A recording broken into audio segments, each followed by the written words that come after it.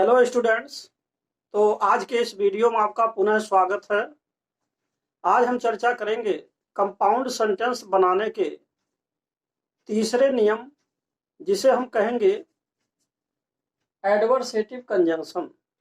तो adversative conjunction का प्रयोग किस प्रकार होगा, उसके क्या नियम हैं, आइए हम इसी के बारे में देखते हैं।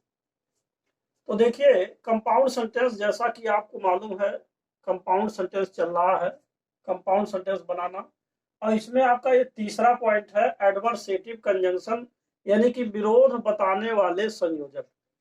तो इसमें जैसे कि बट लिखा है, तो बट का हिंदी में अर्थ होगा किंतु, परंतु, लेकिन, मगर, खैर, हाउएवर, स्टिल और येट, इन तीनों का हिंदी होगा तो भी। और व्हेयर एज, नेवरथलेस का मतलब होगा फिर भी। इसके बाद व्हेयर एज और व्हाइल, इन दोनों का हिंदी में अर्थ होगा जबकि। लेकिन इसमें एक चीज ध्यान देना होगा कि व्हेयर एज का प्रयोग कंडीशनल है, यानी कि किसी कंडीशन के आने पर आप व्हेयर एज लगाएंगे, और जबकि आपका ये जो व्हाइल है, ये किसी समय के आने पर व्हाइल लगाया जाता है। तो ये चीज ध्यान रखना होगा। अब आइए देखते हैं कि ऐसे कंजंक्शंस का प्रयोग हम कहाँ करते हैं। जैसे इसका कंडीशन है, ऐसे कंजंक्शंस का प्रयोग तब किया जाता है जब दिए गए विभिन्न वाक्य एक दूसरे का विरोध प्रकट कर रहे हों। देखिए, जो भी वाक्य दिए जाते हैं, तो उन दोनों ही वाक्यों में से एक दूसरे का विरोध प्रकट कर रहा हो, तो हमें उस समय विरोध सूचक जो कंजंक्शन हैं, जिनको आप कहते हैं एडवर्सेटिव कंजंक्शन, यानी विरोध बताने वाले जो संयोजक हैं, इनका हमें प्रयोग करना है। दूसरी बात यह है कि देखिए, जैसे बट है और जैसे आपका हाउ एवर, स्टिल, येट है, ये सभी के सभी कंजंक्शन लगभग समान हैं। तो आप इनमें से कोई भी कंजंक्शन लगा सकते हैं, अर्थ देगा। ऐसा नहीं कि कोई जो है अर्थ नहीं देगा, सभी का अर्थ लगभग समान है, परंतु फिर भी कुछ बातों को ध्यान रखना होता है, थोड़ा थोड़ा सा बहुत ही माइन्यूट अंतर है। तो आइए देखते हैं एग्जाम्पल्स के बारे में। तो इसमें आपका जैसे पहला उदाहरण है, लिखा he is rich, he is not contented, वह धनी है, वह संतुष्ट नहीं है। तो आप इसको कैसे जोड़ेंगे? चाहे आप ये कहिए कि वह धनी है किंतु संतुष्ट नहीं है, वह धनी है परंतु संतुष्ट नहीं है, लेकिन संतुष्ट नहीं है, मगर संतुष्ट नहीं है, खैर वो धनी है लेकिन संतुष्ट नहीं है। और ऐसे भी लिख सकते हैं, वो धनी है और तो भी संतुष्ट नहीं है, तो हाउ एवर, स्टिल या येट लगा सकते हैं। या यहाँ देखिए नेवरथलेस लिखा है, फिर भी वो संतुष्ट नहीं है, तो इसमें से लगा सकते हैं। और जबकि यहाँ व्हेयर एज है और व्हाइल है, तो व्हेयर एज इसमें से आप लगा सकते हैं, जबकि वो संतुष्ट नहीं है, धनी है लेकिन, या जबकि वो संतुष्ट नहीं है। तो इसमें आप कोई भी लगा सकते हैं, ऐसा नहीं कि लगाएंगे तो गलत हो जाएगा।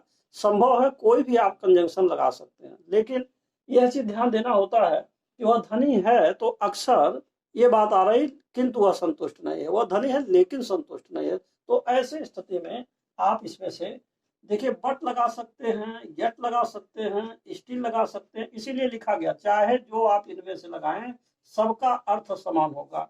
यानी वह धनी है किंतु संतुष्ट नहीं है, वह धनी है तो भी संतुष्ट नहीं है, वह धनी है फिर भी संतुष्ट नहीं है। तो इस तरीके से इसको हल करेंगे। उदाहरण नंबर 2 है एवरीथिंग डिकेज, हर एक चीजें नष्ट हो जाती हैं।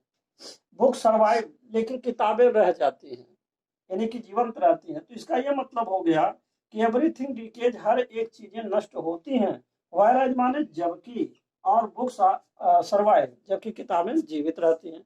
तो यहाँ पर आप जो है व्हेयरएज लगाएंगे तो ये ज्यादा सुटेबल होगा। अगर आप ये कहना चाहें कि everything decays but book survive, तभी क्या गलत है? बिल्कुल नहीं। तो इस प्रकार से आप ये कह सकते हैं, इनमें से कोई भी कंजंक्शन आप यहाँ लगा सकते हैं, कोई ये नहीं कि नहीं यही लगेगा। जो आपको सुटेबल लगता है, ऐसे कंजंक्शंस को जो विरोध बताने वाले संयोजक हैं, किसी भी दिए गए वाक्य के आने पर जब उनको आप जोड़ रहे हैं, तो जो विरोधी संयोजक हैं, जो आपको ज्यादा उपयुक्त लगते हैं, लगा सकते हैं।